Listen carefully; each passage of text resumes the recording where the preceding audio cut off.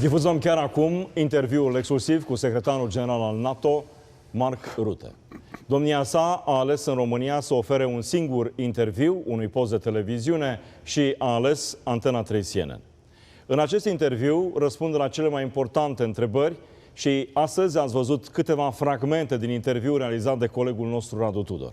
În acest moment difuzăm interviul în integralitate cu o serie întreagă de informații extrem de importante.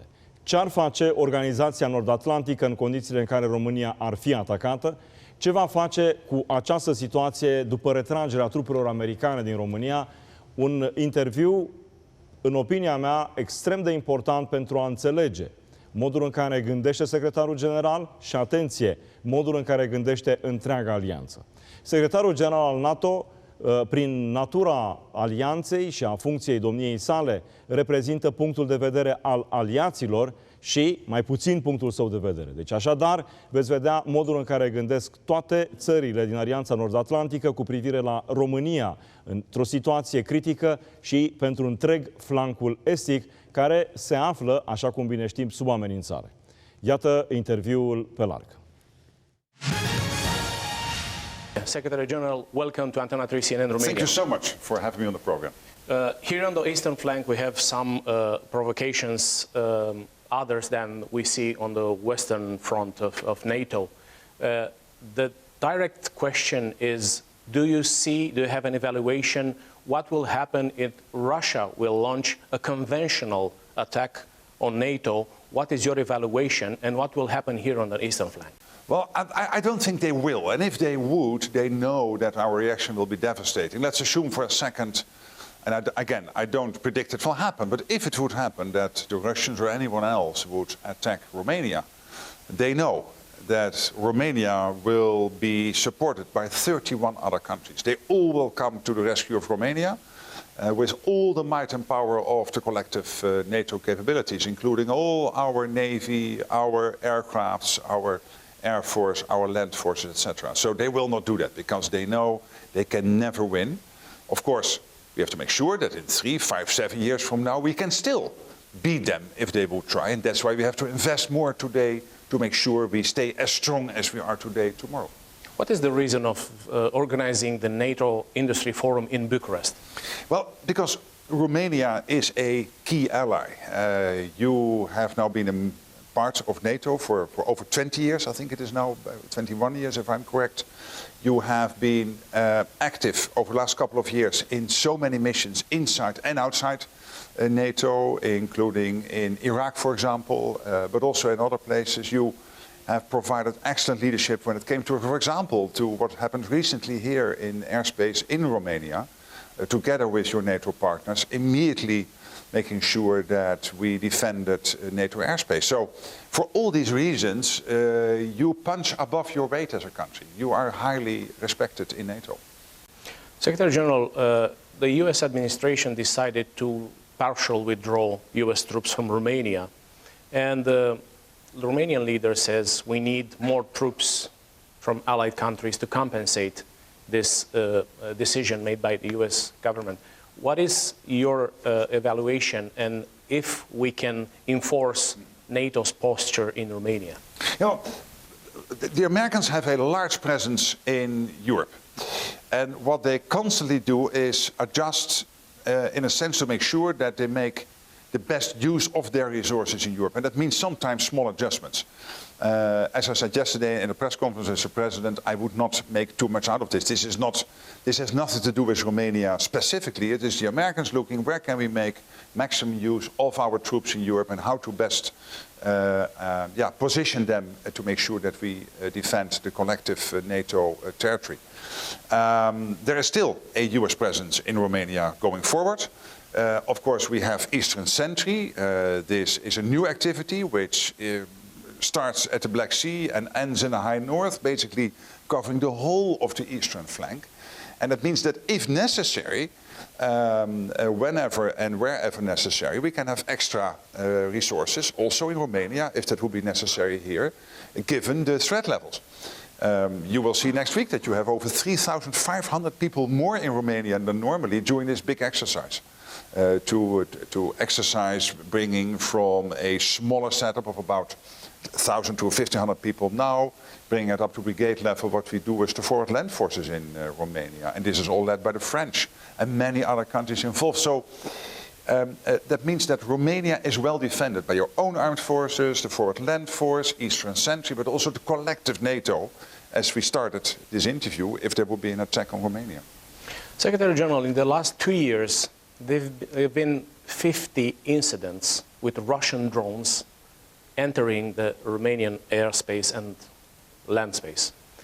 Can Operation Eastern Sentry help us to deal better with those kind of threats? Yes, so what we've seen is an increasingly reckless behavior by the Russians. So you can always debate whether things were intentional or not, but anyway, they were reckless, unacceptable. We have seen this in Romania, we have seen it in Estonia, we've seen it in Poland, other cases.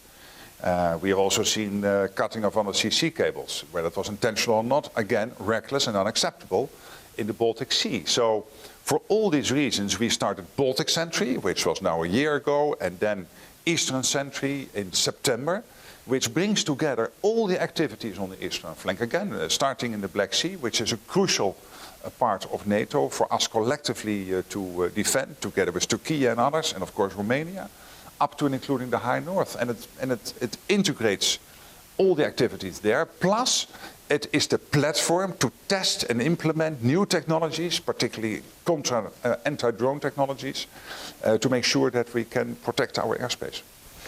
We need more anti-missile, anti-drone system prepositioned in Romania, because the experience that we had since the Russian launched the unprovoked war in Ukraine showed us that the NATO territory is also in danger. So Romania and other countries from eastern flank doesn't have enough capacity with anti-drones, anti-missile.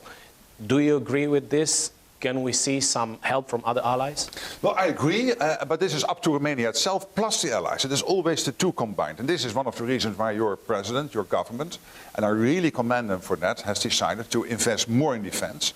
As we all will do in NATO, we will move to this famous 3.5% core defense spending, plus the defense-related spending will bring us to 5% in 2035, exactly for these reasons, because we know all over European NATO territory we have to increase our anti-missile systems by 400%. So 5 times more we need than we have currently, including, no doubt, in Romania, but this is all over NATO territory.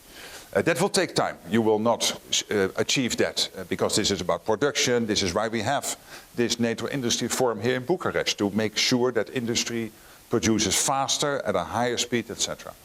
In the meantime, of course, we are well protected because, as I said at the beginning, the Russians know if they would launch an attack, the reaction will anyway be devastating for them.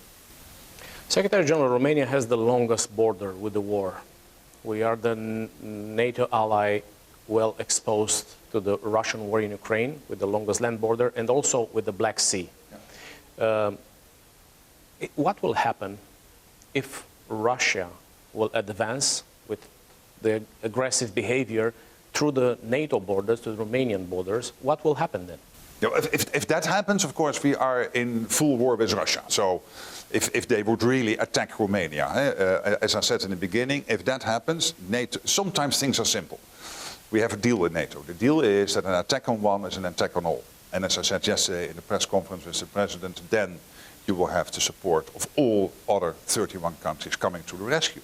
As you will do if this would happen in Lithuania or in Poland or wherever in NATO territory, if the Belarusians or the Russians or whoever adversary wants to attack us would do that. It would be so crazy to do that. They won't, because they know the deal is exactly this. An attack on one is an attack on all, and they know the collective air force, air power of NATO, our Navy, our land forces, the full support by the United States is so strong, they will not dare.